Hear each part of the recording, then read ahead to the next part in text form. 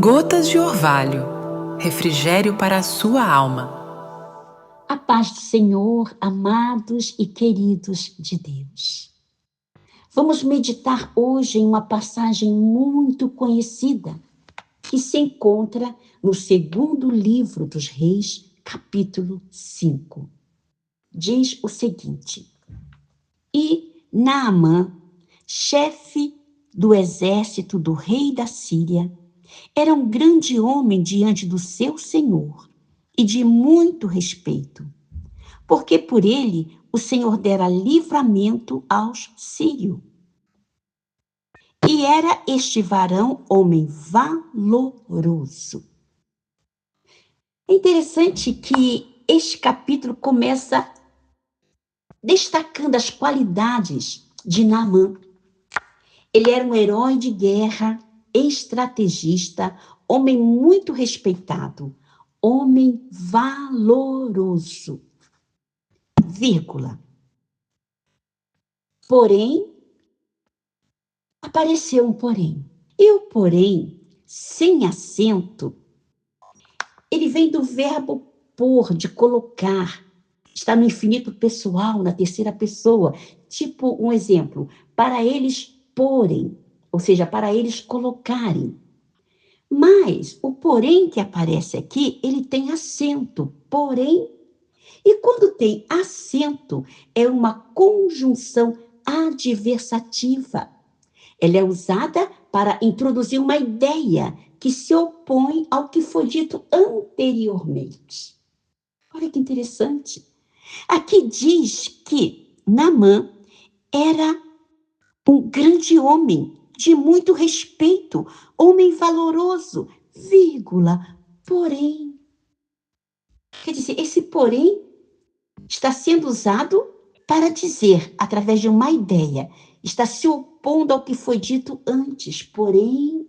E quanto de nós temos um porém nas nossas vidas?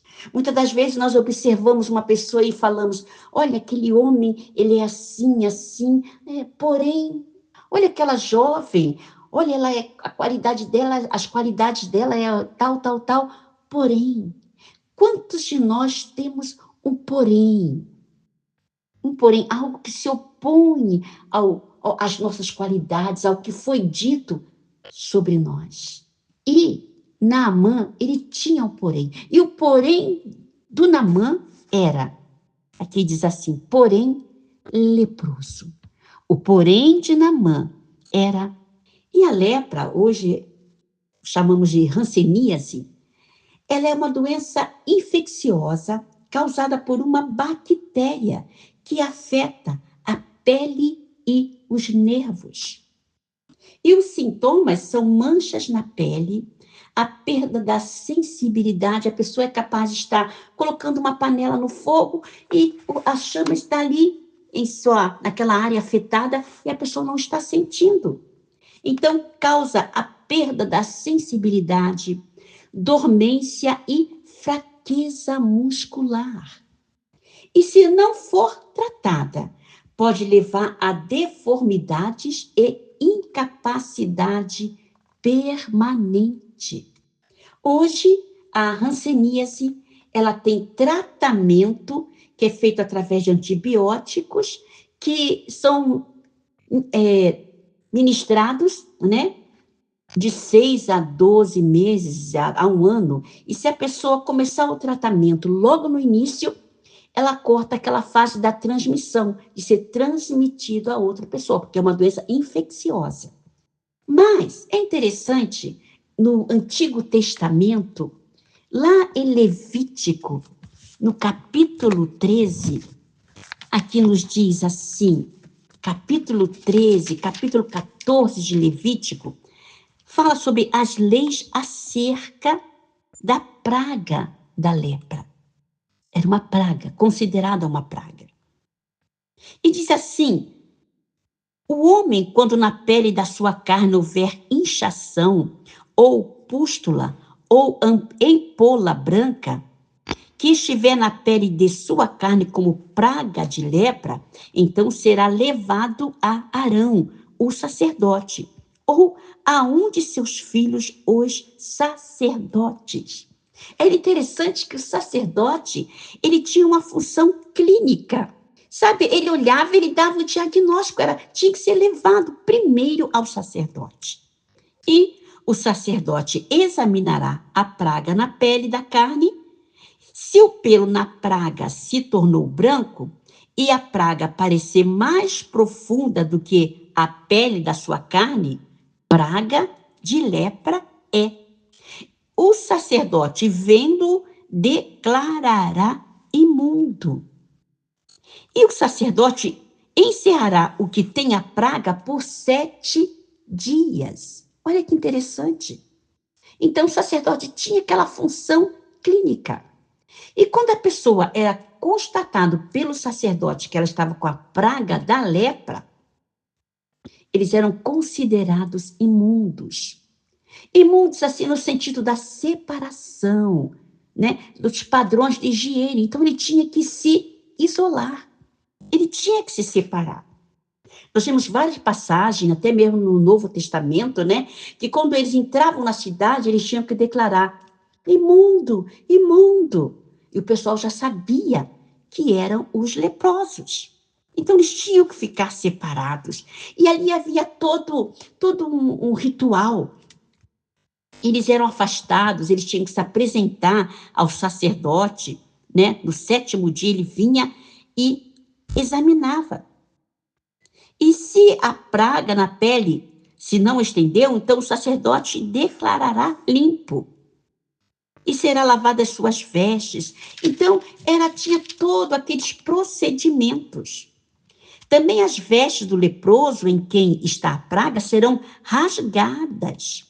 E a sua cabeça será descoberta e cobrirá o lábio superior e clamará: imundo, imundo. Todos os dias em que a praga estiver nele, será imundo. Imundo está. Habitará só, a sua habitação será fora do arraial, para que não contagiassem as outras pessoas.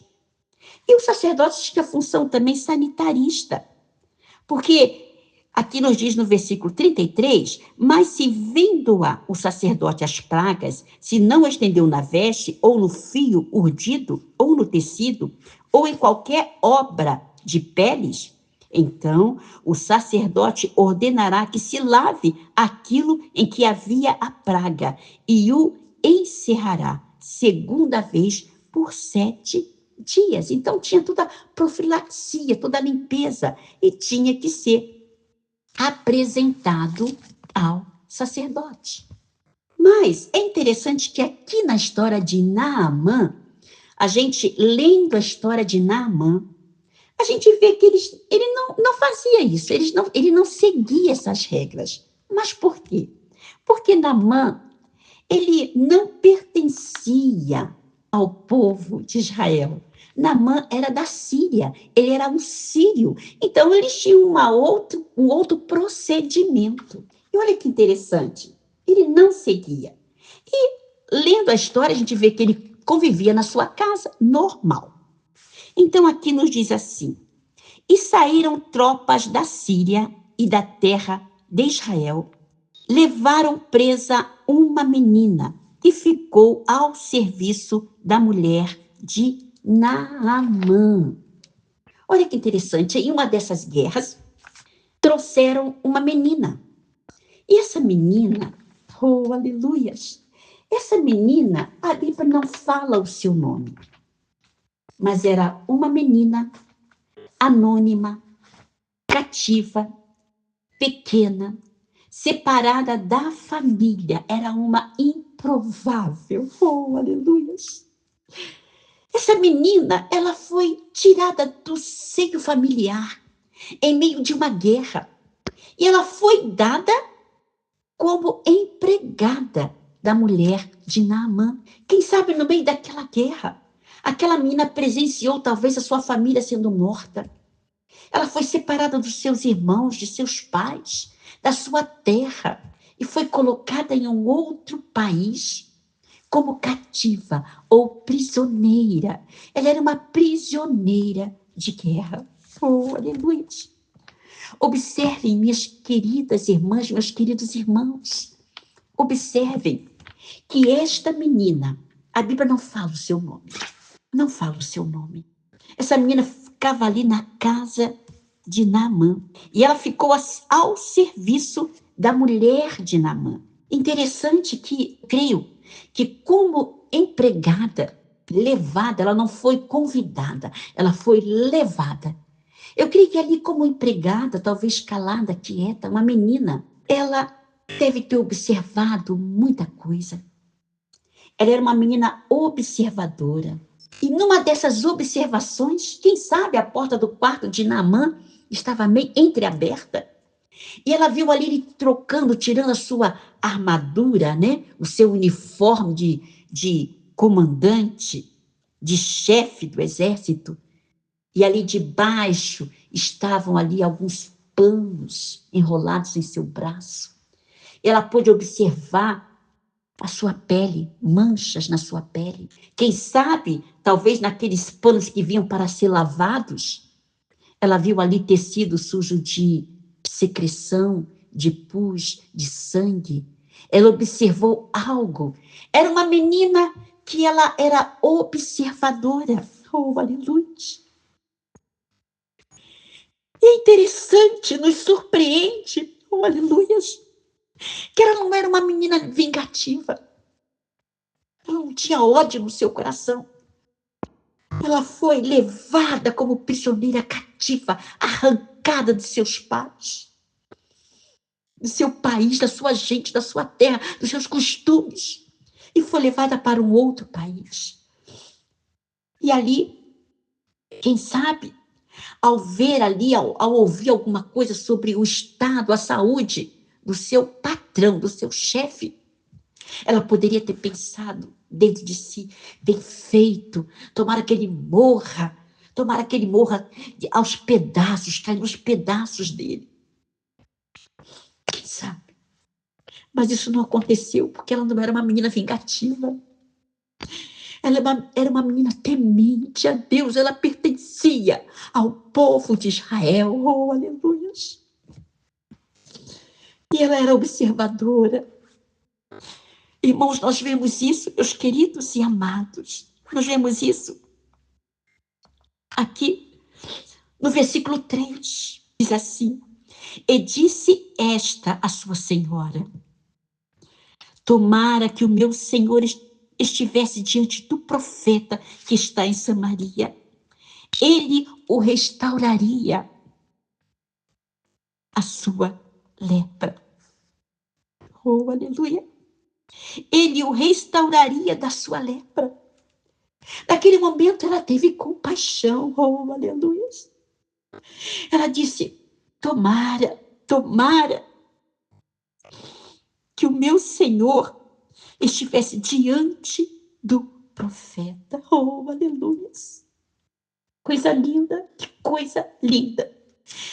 Eu creio que ela era uma menina quieta devido à situação, por ela ser uma escrava, uma empregada, uma cativa de guerra. Mas quando ela viu aquilo, ela disse a palavra certa, as palavras certas, ela abriu a boca na hora certa, ela disse a coisa certa. Oh, aleluia! Em Provérbios 25:11, diz assim: como maçãs de ouro em bandejas de prata, assim é a palavra dita a seu tempo. Oh, aleluia! Ela disse na hora certa, no momento certo, e a palavra dita na hora certa, no seu tempo certo, são como maçãs de ouro em bandejas de prata. Oh, aleluia! Ela se posicionou, ela ali se colocou à disposição, passando para sua patroa, para sua senhora. Algo tão maravilhoso, boas novas, novidade. Oh, aleluia! Ela teve compaixão, ela teve amor.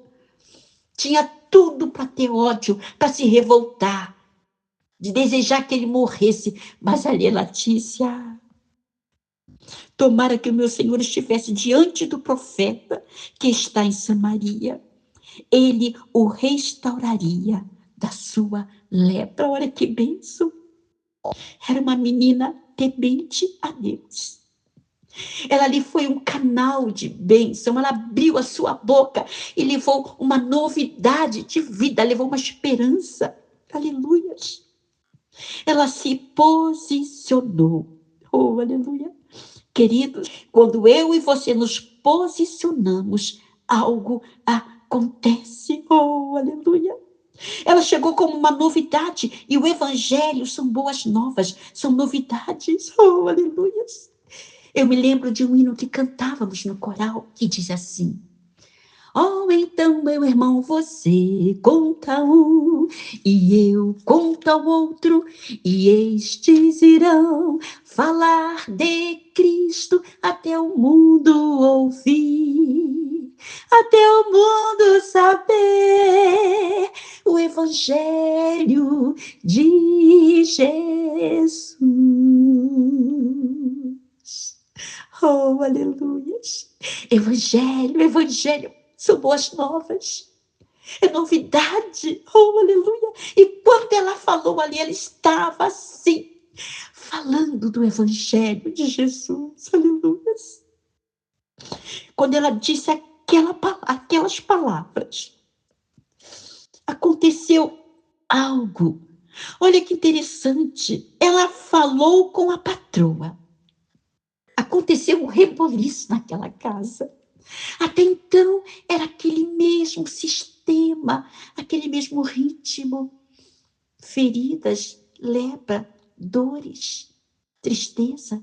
Mas quando ela abriu a sua boca, oh, aleluia, quando ela falou a palavra certa na hora certa, oh, aleluia, aconteceu um reboliço naquela casa. Olha, ela falou com a patroa. A patroa foi lá e falou com Naamã. O Naamã falou com o rei. O rei mandou uma carta. Olha só. Olha o reboliço que aconteceu. Aleluia. Glória a Deus. Olha que interessante. Então entrou Naamã e o notificou ao seu senhor, dizendo: assim e assim falou a menina que é da terra de Israel. Olha que interessante. As palavras de uma simples escrava inspirou um líder nacional a agir com fé, um estrategista, uma simples escrava, oh, aleluia, uma anônima, cativa, pequena, uma improvável, que nem o nome dela é citado, oh, aleluia. Então ela foi e falou para Naamã. Então disse o rei da Síria: olha, vai e anda e enviarei uma carta ao rei de Israel. Porque assim que a mulher de Naamã falou com ele, ele já foi lá falar com o rei. E o rei falou: eu vou mandar uma carta. E foi e tomou 10 talentos de prata, 6.000 ciclos de ouro e 10 mudas de vestes. E levou a carta ao rei de Israel. Oh, aleluia! Olha só o reboliço. E aquele rei foi, preparou tudo e levou a carta ao rei de Israel. Olha só, de Israel. Logo, em chegando a ti esta carta, olha o que estava escrito, ele disse assim: logo, em chegando a ti esta carta, saibas que eu te enviei Naamã, meu servo, para que o restaure da... Olha que interessante. O conteúdo da carta era esse. E aquele conteúdo causou quase uma outra guerra. Ai, sabe aquela brincadeira do telefone sem fio? Você fala aqui na primeira pessoa da fila e aquela pessoa vai repetindo o que você falou. Quando chega lá na última pessoa, chega totalmente ao contrário. Parecia aqui uma brincadeira de telefone sem fio.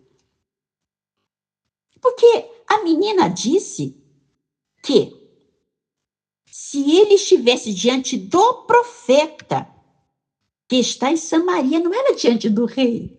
E aí o rei da Síria manda uma carta para o rei de Israel, dizendo: "E chegando a ti esta carta, saiba que eu te enviei Naamã, meu servo, para que o restaures da sua lepra." Ah, meu Deus! Quase surgiu uma guerra. Quase que aquela carta foi um estopim para mais uma guerra entre a Síria e Israel. Olha que interessante. Porque não era isso que tinha que ser dito. E aqui nos diz no versículo 6, assim: "E levou a carta ao rei. E sucedeu que, lendo o rei de Israel a carta," meu Deus do céu, olha, lendo o rei de Israel a carta, ele rasgou as suas vestes e disse: "Sou eu, Deus, para matar e para vivificar? Para que este envie a mim para eu restaurar um homem da sua lepra? Por acaso sou eu, Deus? Pelo que deveras notai," presta atenção vocês, "peço-vos e vede que ele busca ocasião contra mim." Então, aquele rei achou que o rei da Síria estava arrumando já um pretexto para arrumar ocasião contra ele. Mas, oh, aleluia, que coisa linda! Mas aqui nos diz: "E sucedeu, porém, que ouvindo Eliseu, homem de Deus, que o rei de Israel rasgara as suas vestes." Olha só, ele ouviu. Profeta se garante em Deus. Oh, aleluia. Ele disse assim: "Oh, louvado seja o nome do Senhor." Ele diz assim, versículo 8. Ele mandou dizer ao rei: "Por que rasgastes as tuas vestes? Deixa ouvir a mim, e saberá que há profeta em Israel." Oh, aleluia! Oh, ousadia, oh, convicção, aleluia! Ele disse: "Não, deixa ele vir a mim, que ele vai saber que tem profeta em Israel." Oh, aleluia! Cadê os profetas? Oh, aleluia! Profeta que se garante em Deus, aleluia. Ele não vai falar dele mesmo, ele sabe que é Deus que está agindo na vida dele. Oh, aleluia. E sabe o que aconteceu, meus queridos? Veio, pois, Naamã com os seus cavalos e com o seu carro e parou à porta da casa de Eliseu, do profeta. Depois de toda aquela confusão, aí o Naamã falou: "Então vamos lá, o negócio é lá, então vamos para a casa dele." E ele foi lá. Então Eliseu lhe mandou um mensageiro. Eliseu nem foi diante dele. Ele mandou um mensageiro dizendo: "Vai e lava-te 7 vezes no Jordão, e a tua carne te tornarás e ficarás purificado." Oh, aleluia! Olha, queridos, 7 na cultura judaica representa a perfeição, a plenitude. E ele falou: "Vai e lava-te 7 vezes." Não é 5, não é 8, são 7 vezes. Você vai se lavar 7 vezes e a sua carne se tornará e ficarás purificado. Mas aqui no versículo, no versículo 11 diz assim: "Porém, Naamã muito se indignou e se foi dizendo: Eis que eu dizia comigo, certamente ele sairá, pôr-se-á em pé, invocará o nome do Senhor seu Deus e passará sua mão sobre o lugar e restaurará o leproso." Ele pensou que ia acontecer isso. Mas Deus, ele não age como a gente quer. Quantas vezes nós dizemos assim, né? Deus vai fazer assim, assim, assim. Não. Não é segundo o nosso querer, oh, aleluia. Não é segundo a nossa vontade. Deus tem o seu meio, o seu próprio meio de agir. E isso deixou Naamã indignado. Naamã estava indignado. É do jeito de Deus, não do nosso jeito. Eu, quando leio essa passagem, eu fico imaginando, sabe aqueles menininhos birrento que pede uma coisa para o pai nega ou a mãe nega, e eles saem emburrado, sai chutando as pedras no meio do caminho, cheio de mimimi, e vai chutando a pedra com a mão no bolso, cara fechada. É assim que eu imagino Naamã, chateado. Sabe o que aconteceu? Ele voltou, ele ficou tão decepcionado. Olha, ele disse assim: não são Abana e Farpar, rios de Damasco, melhores do que todas as águas de Israel? Não me poderia eu lavar neles e ficar purificado? E voltou-se e foi indignado. Ele foi embora. Ele foi embora. Sabe, é como se mandasse ele se mergulhar, ele se lavar, vamos dizer, na Lagoa Rodrigo de Freitas, no Rio Tietê, no Rio Sena, rios que dizem que já não está mais poluído, mas, sabe, não tem outros rios mais limpos. E ele ficou indignado, horrorizado. Mas, olha que lindo, meus amados e queridos irmãos. Então chegaram-se a ele os seus servos, mais uma vez, olha, o pequeno, o improvável, né? O anônimo, abaixo dele, seus servos. Ele ouviu a opinião de uma menina. E aqui Naamã ouviu mais uma vez um subalterno, um servo. Ele deu ouvidos.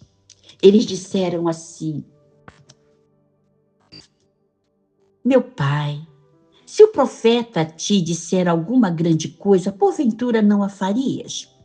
Quanto mais dizendo-te ele, lava-te e ficarás purificado. Quer dizer, não foi coisa grande demais que ele pediu, foi simples: vai ali, mergulha, você vai ficar purificado. Oh, aleluias! Oh, aleluias! E no versículo 14, louvado seja o nome do Senhor, a Bíblia nos diz assim: então desceu. Oh, aleluia! Louvado seja o nome do Senhor. Então desceu. Ele começou a descer. Jeremias capítulo 18. Oh, aleluia! A palavra do Senhor que veio a Jeremias dizendo: levanta-te e desce à casa do oleiro, e lá te farei ouvir as minhas palavras.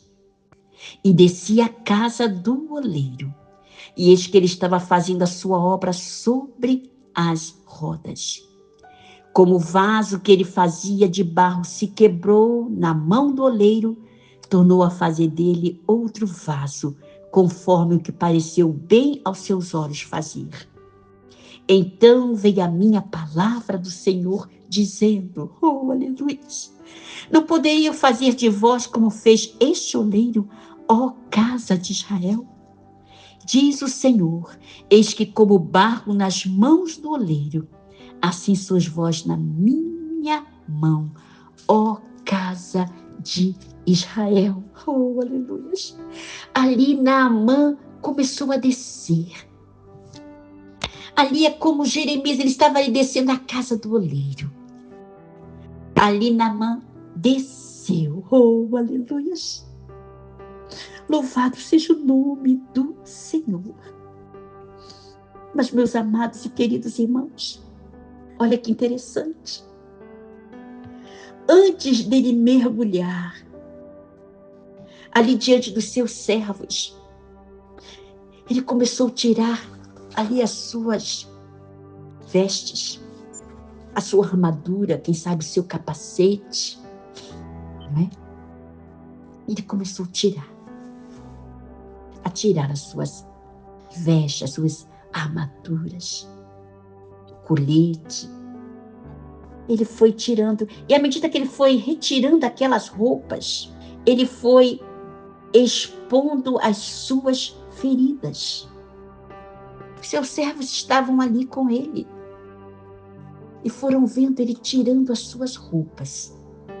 E ele estava ali expondo as suas feridas.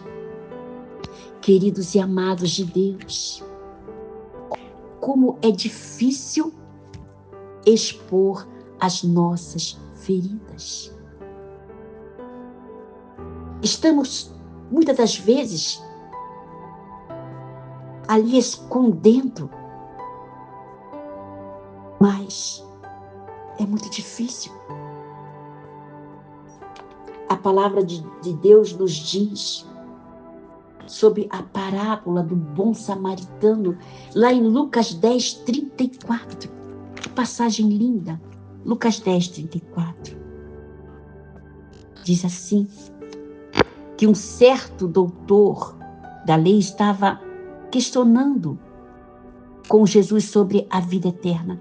E Jesus lhe contou essa parábola, que descia um homem de Jerusalém para Jericó. E ele caiu na mão dos salteadores. E os salteadores, então, os despojaram, o espancaram e deixaram ele meio morto. Aí descia pelo mesmo caminho um certo sacerdote e passou de largo, não fez nada.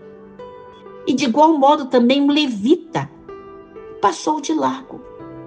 Mas um samaritano, aleluia, que ia de viagem, chegou ao pé dele e vendo, moveu-se de íntima compaixão, aleluia, e aproximando-se, atou-lhe as feridas, aplicando-lhes azeite e vinho, e o pôs sobre a sua cavalgadura e o levou para a estalagem e cuidou dele.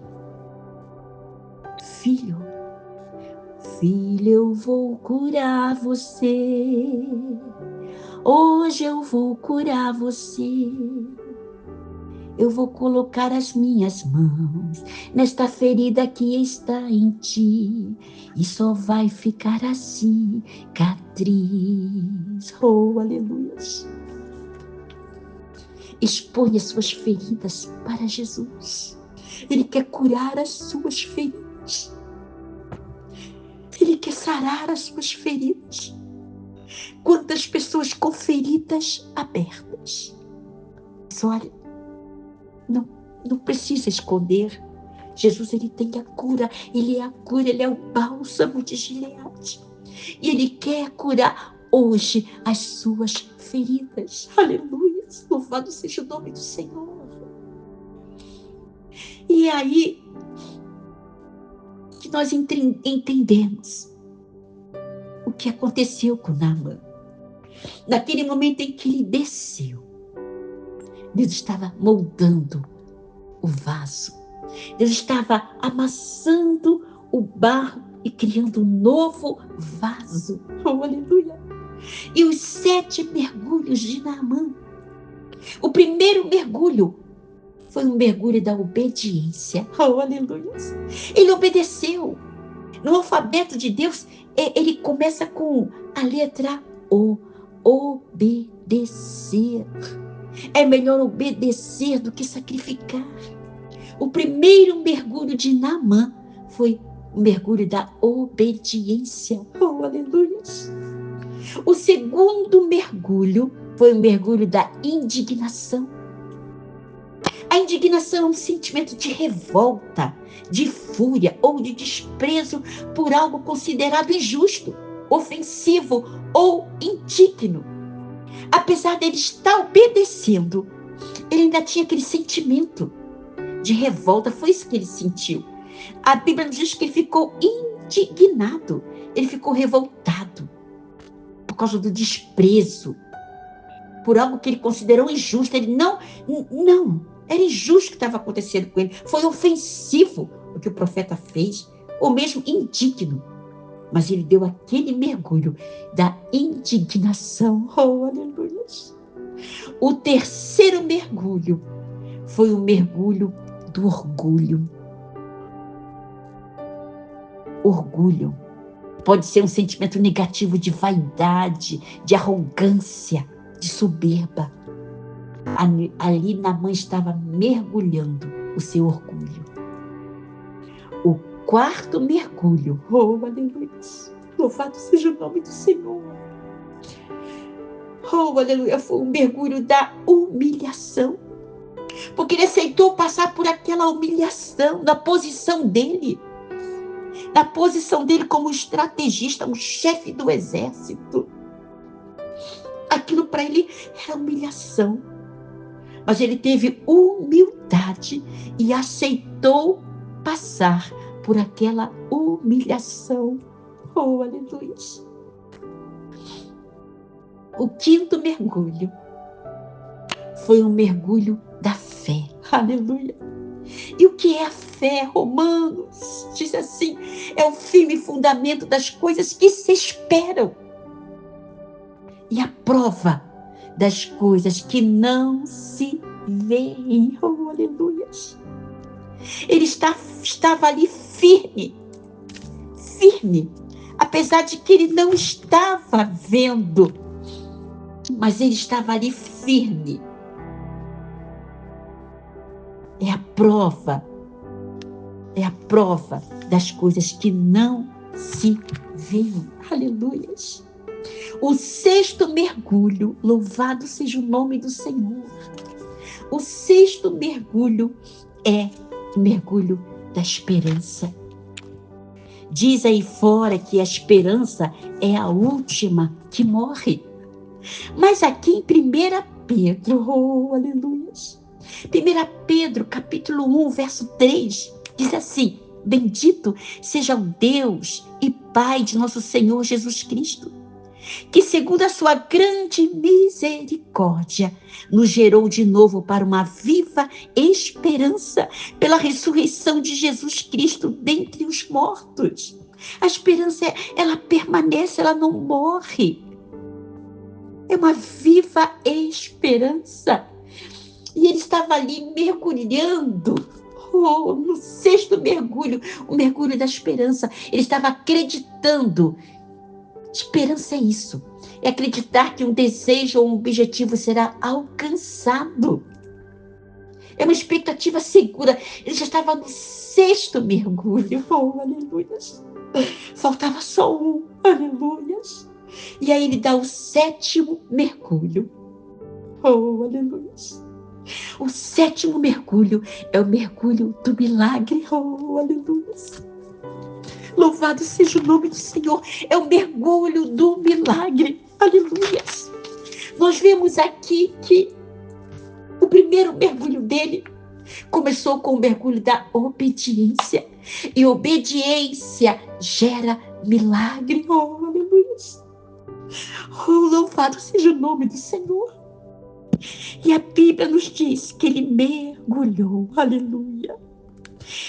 Versículo 14. Então desceu e mergulhou no Jordão 7 vezes, conforme a palavra do homem de Deus.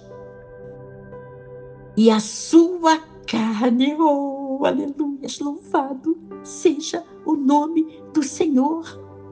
E a sua carne tornou como a carne de um menino e ficou purificado. Aleluia. Então voltou ao homem de Deus, ele e toda a sua comitiva. Olha, ele tinha uma comitiva com ele. E veio e pôs-se diante dele e disse: oh, aleluia, eis que tenho conhecido que em toda a terra não há Deus senão em Israel. Agora te peço que tomes uma bênção do teu servo. Oh, aleluia, aleluia. Eis que tenho conhecido que em toda a terra não há Deus senão em Israel. Não existe Deus como nosso Deus. Aleluia. A palavra de Deus nos fala que todo joelho se dobrará e toda língua confessará que Jesus Cristo é o Senhor. Amém, meus queridos? Que lições maravilhosas nós vimos aqui neste capítulo sobre Naamã. Que coisa linda! Não vamos desistir, vamos confiar, vamos obedecer, porque obediência gera milagres. Amém? Aleluias! E que assim o Senhor nos abençoe, em nome de Jesus. Amém. Gotas de Orvalho, refrigério para a sua alma.